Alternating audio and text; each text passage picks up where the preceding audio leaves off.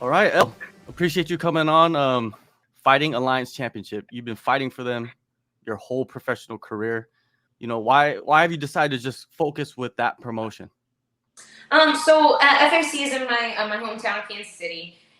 So it's they also have ties with my management team as well. So it's just made sense up to this point. Um, at the time, I was living in when I first started my pro career. I was living in Kansas City, so it was great. I didn't have to travel for my pro fights. I was able to stay home, focus more on the training, less worried about cutting weight on the road, things like that. So that was really great. And now that I've moved to Florida, I'm still tied with my management team as well. We're definitely looking at major promotions too. I'm very interested in fighting for ONE FC in the next, hopefully, year. I would really like to, but I really want to test myself against against some higher level opponents first, because I know that the talent pool at ONE FC for atomweight is incredibly deep. Yeah, I've heard you in other interviews talk about one championship and is it because of the atomweight division? Like you want to stay or you want to go back to atomweight eventually? So the only reason I'm fighting at strawweight this fight is because my opponent preferred it. We were having some trouble finding an opponent. I know Celine had another fight booked, I believe, at also at 115, and that fell through. So it kind of worked out. She was looking for another fight. I needed an opponent. She said she usually fights at 110, I think, but she didn't want to cut the weight because of the travel, I guess, which is fine with me. But she's not a really, I don't think she's a true strawweight. I think she's just getting older, and I'm sure the cut's getting a little bit tougher. I think she's about the same size as me as well, though. I'll go back to 105 after this fight. So is it just atomweight or are there other aspects of the promotion, one championship that draws you to them? I want to be the best atomweight in the world. I want to be world champion. I know that I do not have the size and physicality to necessarily do that at 115. I train with some really high level UFC strawweights, and they are so much bigger than me. Just their build is so much bigger than me. So I know that the best atom weights are at 1FC. So if that's what world champion means right now, awesome. If in the future the UFC picks up atom weight, then that'll mean the best in the world. So we'll go All right. wherever we need to. FAC 16, you're going to take on Celine. You mentioned her earlier. She's the most experienced fighter to date for yourself. When you break her down, what style do you see in her? Oh, she's a heavy grappler. I think she's a little bit more tentative on the feet. She tends to just kind of collide into the clinch or into the shot, so she can set up her grappling. She's dangerous on the ground, especially on top. I don't think she's necessarily as dangerous as some girls are off their back. I think her grappling style is more like mine, where she has that really great top game, good top control, good subs, good arm triangles. She's good at taking the back. So that's something I got to look out for. She's definitely a veteran. She's been in there with very high level competition. As you said, she's definitely the most experienced, toughest fight I've had to date. I'm really excited to test myself against a new level. Yeah, when you look up an opponent's record, you see the names that they fought. But what else do you look for? Is there anything in particular? Strength of schedule, of course, is something to look at. Like see who they've beat, who they've lost to. But I think it's more studying the film and the style. Like MMA math doesn't always make sense. If fighter A beats fighter B, and fighter A loses to fighter C, it doesn't always add up to how you think it should. It's simply like styles make fights, right? So I think it's more about studying the style, seeing what she does well, seeing what she doesn't do well, and implementing my game plan too. I'm not as focused on her style at this point in my career as I will be when I fight the absolute highest level of the sport. Right now, I'm focusing on improving my game, implementing my game plan. Where did that come from? Is it something that you saw in other fighters? It's more from my coaching, from my coaches, from beginning of my pro career. Like it's something, you always stress about as like when you first go pro and you're fighting at a new level. But if you're, typically people are developed, right? I think the fighters who have the most successful, longest careers with the least amount of CTE are usually developed. They start off at a lower level and they slowly build to a higher level fight when they're actually ready for that. And I think that's super important. So when you're at that lower level as a pro, I think it's all about refining your skills, building a bigger skill portfolio. adding things to the toolbox, and then being able to impose your game plan on the other fighter. Then when you reach that highest level, then you got to worry about these specific styles and these specialists and these really dangerous fighters. Your opponent, she has had a roller coaster career. If you look at what she's been through, she's had long losing streaks. The longest was 7 straight. Most people would give up. If you lose 7 straight, it's like, I don't know what I'm doing here, right? What does that say about her that she continued? I mean, she's tough. She's either tough, dumb, or both. It's just one of those things, and like, it's good on her for continuing forward. 13 wins is still incredibly impressive, even though she has a losing record. Like 31 professional fights for a female is almost unheard of. So it's one of those things. Like, she's tough, and she's not going to go away. And I think that's one of the reasons she will be my toughest test to date. Is she's not going to, like, mentally, she stays in the fight. She's not going to break. She's not going to quit. She's not going to go away and fold, a round and a half in. So is that the major challenge in this fight, do you think, is to be able to break somebody that seems like they don't break? I think it'll be harder to finish her. Absolutely. Yeah. I think I'm going to have to set up my finishes much better. I still think that I think everybody has a breaking point, no matter who they are. You just have to force that on them. You have to push them to that point. You have to grab their hand and be like, all right, let's go. Or I'm going to drag you into the deep end with me and see who floats.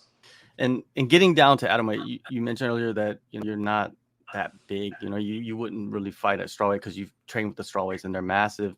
How has the cuts been down to atomweight? I'm a big 105er, man, and I love that. I love being the bigger fighter. I love being the more physical fighter. I think it's very conducive to my style.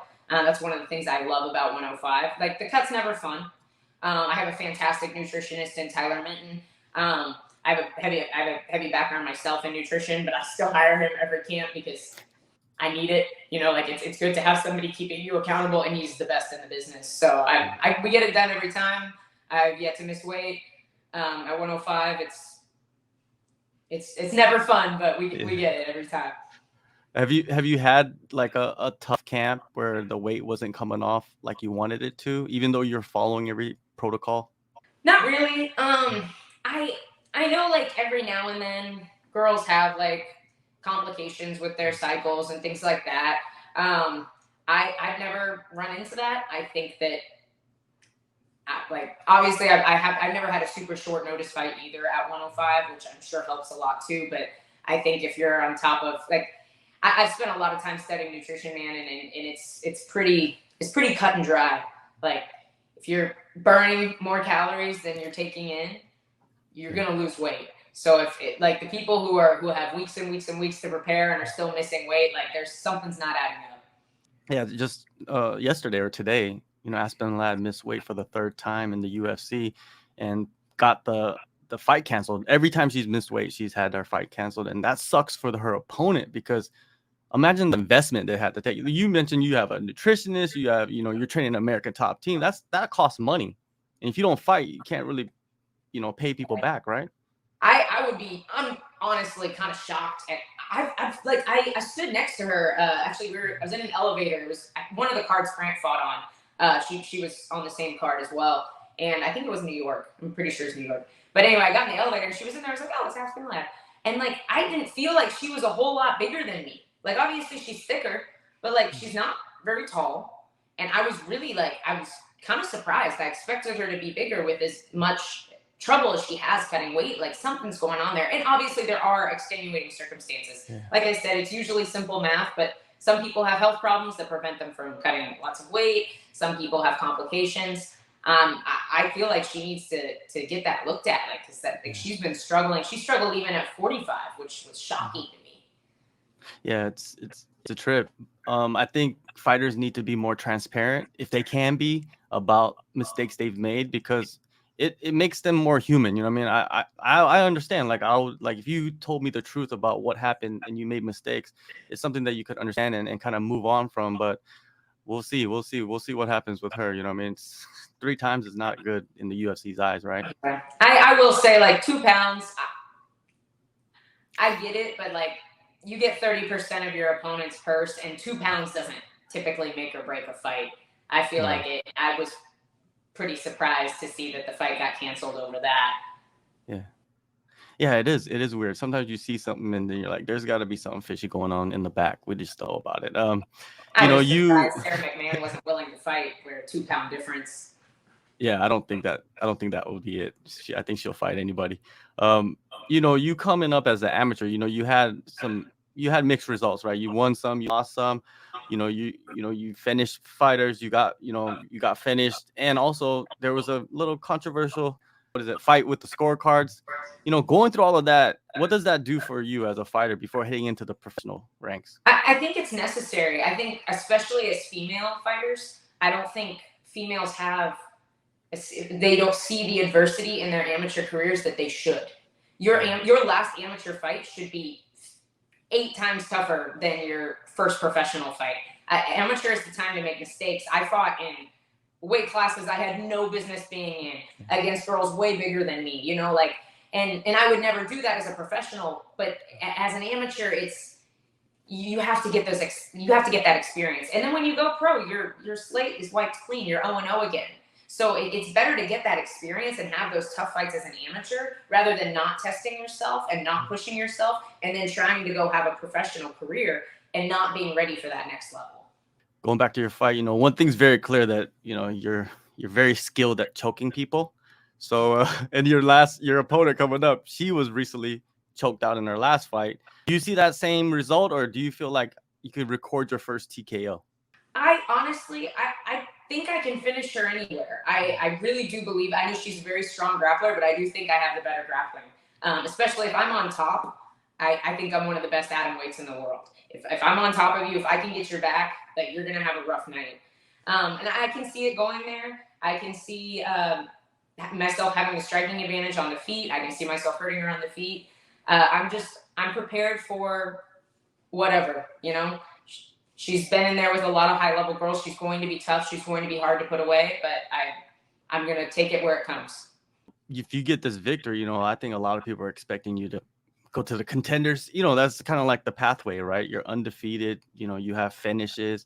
The contender series is the avenue that a lot of fighters are taking. Is that what you talked about? One championship earlier too, but is that another option? Not at 115. I want to be the best in the world. I want to be world champion, and I think I need to do that at 105. I think my body type, my size, and my style, I know I can be world champion at 105 pounds. 115 would be tough. I'm a lot small. I've stood next to Joanna and I trained with Carolina. Like, these girls are big. I don't think people realize that 10 pounds isn't really 10 pounds. It's like on fight night, it would be like 20, 25. It makes a huge difference. The reach makes a big difference. I would love to see the UFC out atom weight. I don't think it's going to happen. And if it does, I think it's going to be a few years from now. I actually just said this in another interview yesterday. I think the main concern with the UFC has is that there are a lot of strawweights that would want to go down to 105 if they added that division. And 105 or 115 is currently the deepest and the most talented female division in the UFC. And I don't think they'd want to split that division by adding a new division. They would want to add something that adds more value rather than takes away from a weight class that they already have. Yeah, definitely. That makes complete sense. October 7th, FAC 16. It's going to be a great fight. Thank you so much, Elle, for the time. Thank you.